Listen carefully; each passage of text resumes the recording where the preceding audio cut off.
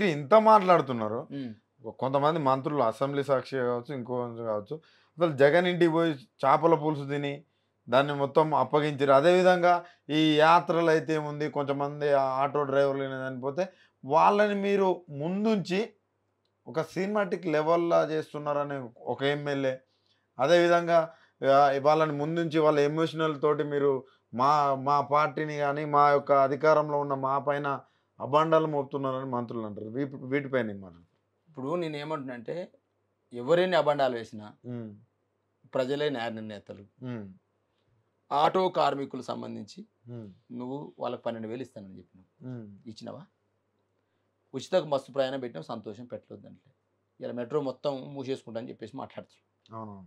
Metro మూసేస్తాను ఆయన అంటా ఉన్నాడు. ఎల్ఎన్‌టి ఎల్ఎన్‌టి వాళ్ళు మాకు నష్టం జరుగుతుంది అని చెప్పేసి చెప్తా ఉన్నాడు. దాని మీద సమీక్ష ఉందా? లేదు. ఇవాళ ఉచిత బస్సు ప్రయాణం పెట్టిన మహిళలకు ఉచిత ప్రయాణం ఇస్తూ సంతోషం, స్వాగతిస్తా ఉన్నాం. ఉచిత బస్సు ప్రయాణం ద్వారా నష్టపోయిన ఆటో కార్మికులు 40 మంది చచ్చిపోయినారు. సుమారు 6 లక్షల పై చిలుకున్నారు వాళ్ళు. వాళ్ళ పరిస్థితి ఏంది? ఒక్కరు కూడా చనిపోలేదట సీతక్క అంటుంది. అసెంబ్లీ సాక్షిగా అన్నది. నేనేం చెప్పాలి లోకేష్? ఇప్పుడు హైదరాబాద్లో చనిపోయిన ఉన్నారు, జిల్లాలో చనిపోయిన ఉన్నారు, రోజు పేపర్లు వస్తూ ఉంది, సోషల్ మీడియాలో వస్తూ ఉంది, వాళ్ళు విజువల్ చెప్తా ఉన్నారు, వాళ్ళ మాటలు చెప్తా ఉన్నారు.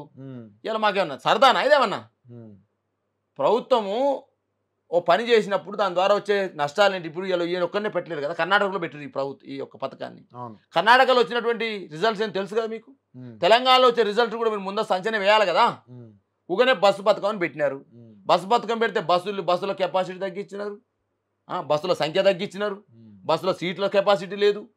ఊగనే బస్సు పథకం పెట్టిన ఎక్కువ అంటే ఒకరినోడు కొట్టుకుంటారు. మహిళలు అంటా ఉన్నారు, ఊళ్ళలో పోతే మేము ప్రచారం పోతే, ఏందయ్యా మాకు 10 రూపాయలు లేకపోయినా బస్సు కిరాయి అని అంటారు. బస్సు కిరాయి మాకు లేకనా? ప్రజల కడుపుమంట లేకపోతే బాలరాజు కడుపు? నాకేం బాధ, ఇప్పుడు ఊళ్ళలో పోతున్నాం సార్, నేను రోజు కూలి పని చేసుకున్న దాన్ని రోజు బస్సులో తిరుగుతున్నా సార్ నేను. అదేదో బస్సు పథకం వాళ్ళు ఇంకోటి మంచిది పెడితే అయిపోయింది కదా అని అంటున్నారు.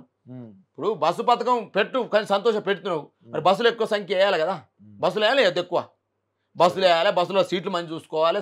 కండక్టర్లు ఎట్లా ఇబ్బంది పడుతున్నారు, డ్రైవర్లు ఎంత ఇబ్బంది పడతా ఉన్నారు. ఇట్లా చేయి పెట్టినా ఆగుతలేదు, బస్సు ఉరుకుతూనే ఉంది. రేవంత్ రెడ్డి రైల్వే స్టేషన్ నుండి చేయి పెడితే ఆపాలని అంటున్నాడు. చేయి పెడితే దూసుకొని పోతారు, మీదంగానే తొక్కించుకుంటూ పోతారు. మరి ఏంది ఈ పథకం ఏంది? కాబట్టి ఇవాళ మీ ప్రసంగాలకు, మీ పథకాలనేవి ప్రసంగాల వరకే పరిమితమైనవి, ప్రజల బాగు చూడట్లేదని అర్థమైంది.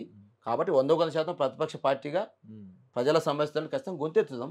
ఆటో కార్మికులు నష్టపోతున్నారని చెప్తే కట్టెలు కొట్లాడతాం. నీ పథకం మహిళా ఉచిత బస్సు ప్రయాణ పథకాన్ని మేము స్వాగతిస్తున్నాం. స్వాగతంతో పాటుగా మేము ఏం చెప్తా ఉన్నాం? ఏర్పాట్లు చేయమని చెప్తున్నాం. బస్సుల సంఖ్య పెంచమంటున్నాం, సీట్ల కెపాసిటీ పెంచమంటున్నాం, కండక్టర్లు రక్షణీయమని చెప్తున్నాం, డ్రైవర్లకు రక్షణీయమని చెప్తా ఉన్నాం, బడ్జెట్ కేటాయించమని చెప్తా ఉన్నాం, గజ్జేయమని చెప్తున్నాం కదా. ప్రతిపక్ష పార్టీగా మా బాధ్యత అది. దాంతోపాటు ఆటో కార్మికులను రక్షించమని చెప్తా ఉన్నాం. ఆటో కార్మికులు సంవత్సరానికి 12,000 ఇస్తాను ఇవ్వమని చెప్తా ఉన్నాం. అది కూడా తప్పేనా? ఆటో కార్మికులు జీవన వృత్తి కోల్పోయారని చెప్పేసి నీ జిల్లాకు చెందినటువంటి ఒక లంబాడ యువకుడు సచివాలయం వద్ద ఆత్మహత్య చేసుకున్నాడు. నీ జిల్లాకు చెందిన వ్యక్తి, నీ కాన్సెన్సీ పరిధిలో, నీ చుట్టుపక్కల పరిధిలో ఉన్నటువంటి వ్యక్తి, ఒక ఎస్టీ పిల్లవాడు. వాస్తవం కాదా? ఇవన్నీ వాస్తవాలు కావా? ఇక ప్రతిపక్షం అనగానే ఇక అంటే నువ్వు చెప్పి నువ్వు ప్రతిపక్షంలో మాట్లాడినాని అంటే నువ్వు ప్రతిపక్షంలో ఉన్నప్పుడు మాట్లాడిన అబద్ధాలు అన్నట్టేనా? ఇవాళ మేము ప్రతిపక్షంలో మాట్లాడిన అబద్ధాలు అంటున్నావు కదా. నువ్వు ప్రతిపక్షంలో కేసీఆర్ అవినీతి చేసి ఆటో డ్రైవర్ల పైన ఏదైతే ప్రగతి భవన్ ముందు ఒక ఆటో గాల పెట్టుకున్న సిచ్యువేషన్ వాస్తవం కదా. ఆ టైంలో ఒక మాట అన్నారు అసెంబ్లీలో, ఏమని? ఆటో నడపడానికి డబ్బులు, దేనికి డబ్బులు లేవు, అలాంటి పెట్రోల్ కానీ కాలబెట్టడానికి అగ్గిపెట్టెలు ఇట్లా కొనడానికి ఎక్కడి నుంచి వచ్చిన ఆయనకు డబ్బులు? అంటే ఏమైనా బీఆర్ఎస్ పార్టీ ఇట్లా ఏమైనా ఇచ్చిందా ఆయనకి? నేనేమంటే వెటకారం మాటలు. ఆటో కార్మికులందరినీ కూడా, ఆటో రంగం మీద బతున్న వాళ్ళందరినీ అవహేళన చేసే విధంగా కాంగ్రెస్ పార్టీ మాట్లాడితే భవిష్యత్తు కాలమే నిర్ణయిస్తుంది. 100% ఇటువంటి చిల్లర మాటలు మేము మాట్లాడాం. ప్రజలకు సంబంధించిన ఆకాంక్షల్ని మాట్లాడే క్రమంలో ఇష్టం వచ్చినట్టు పెట్రోల్ పాల్గొనిచ్చని ఇదే మాట్లాడుతుంది. ఈ పనికిరాని మాటలని రోజు మంత్రి మాట్లాడే మాటలు. ఓ రైతు బంధు అడితే చెప్తూ కొట్టం అంటాడు, వాడు ఎమ్మెల్సీగా పోటీ చేసినోడు వాడు చెప్తూ కొట్టం అంటాడు, వాడు ఓ యూట్యూబ్ ఛానల్ పెట్టుకొని. నేను ఏం చెప్పాలి? నేను వీళ్ళని రైతు బంధు అడితే చెప్తూ కొడతారా?